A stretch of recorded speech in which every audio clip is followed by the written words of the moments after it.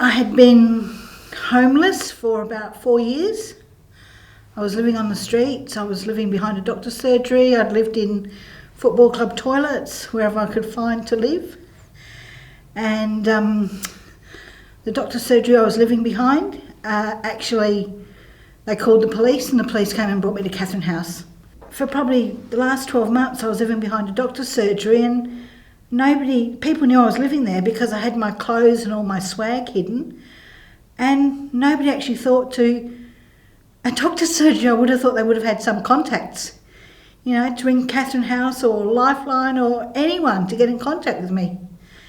And I think I stayed there because I knew I was safe. I could lock the gates at night, and as long as I was up and out before the cleaners came in the morning, nobody ever said anything.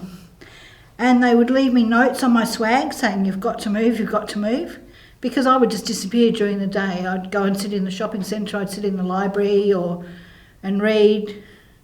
I'd go and have a shower in the community centre, go and have a wash my hair in the disabled toilets. So I was never there when they were there. And I always made sure if they did a late night surgery, I'd stay away till everything shut up. I was pretty good at hiding myself. I feel so annoyed and upset that there are people that are going through this now, and that if you don't have anyone to reach out to, where do you go and what do? You don't know. I didn't have a mobile phone, I didn't have anything. I honestly didn't know where to go. By the time I got here, I was totally antisocial. I didn't have any friends, I didn't have anything. I was panic-stricken by most things. Most of the time I was in an emergency, I wasn't in a good place. I know Meredith, who was the coordinator at Sagarmatha at that time, used to say, come over, come and join in and do some beading or do some art. And I'd walk in and maybe 2 or 3 minutes I'd feel like a panic attack was coming on and I'd have to go. And she'd say, that's fine. Come over and have a chat or a read when nobody's around, or just 1 or 2 people. My caseworker, Rosie, who was pretty amazing and pretty tough and didn't put up with much shit, She found me a great doctor and found me a great psychologist, which were 2 of the best things that could have ever happened. Then it was just a matter of Rosie saying, well, what do you want to do? Do you want to live somewhere else? Do you want to do something? And I was, still in a bad place saying, no, I don't really, I'm happy here, I'm safe here, I really am not interested in going anywhere else or doing anything else. And it was just a matter of her not pushing me, but it was more of a matter of encouraging me to get out and do stuff, become a bit more involved in Sagarmatha. I was coming over here and doing a lot more, and I remember helping out with the Easter dinner.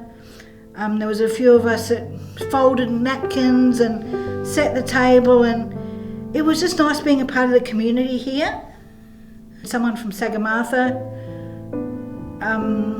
was talking to them one day, and they said, we've just had an email from an old volunteer at Catherine House who's got a volunteer job for someone suitable. Would you like to go and meet her and talk to her? And I was, yeah, okay then. It was close to home, less than 5 minutes drive. And they recommended me, and I got on with the lady so well that I was offered volunteer work 2 days a week.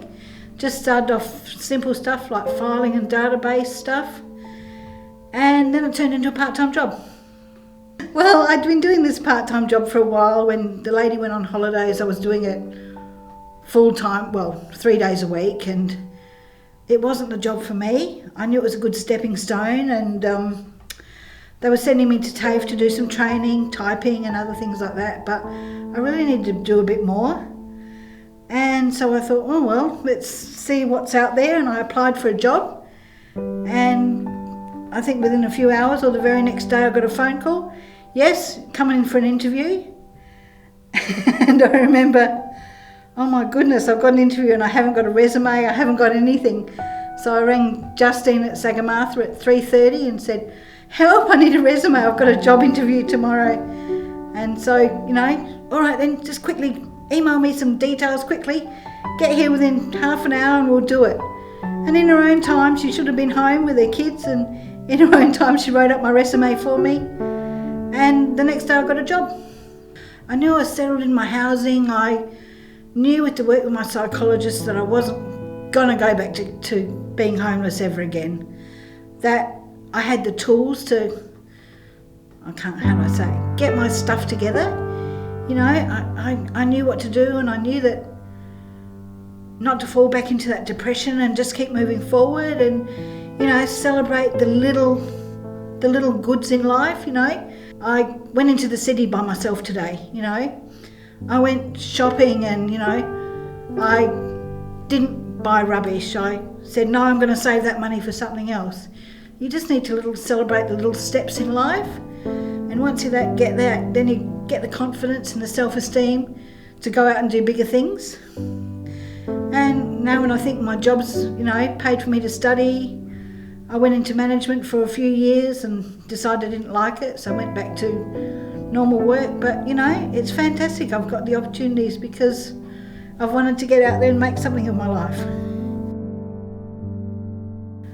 I really want to give something back to the people at Katherine House, I know when I was so down, and just to have something, something small happen, it can trigger into something bigger. So just to help a few people out, I thought, well, Christmas time's a hard time of year, they're without their families and everything like that. At least my gift card will, help them out with something or other. They can, if they're running short of money or something, then, they can, they know they've got it in their purse. And I just wanted to say to them, well, somebody did it for me, so now I'm giving a chance to give it back to the people at emergency housing. Always have faith in yourself that no matter how bad you feel, it will get better. Just do little steps and, applaud all the good you do. Anything that bad happens, just put it behind you and just say, that's all right, that's just a step behind, just keep moving forward.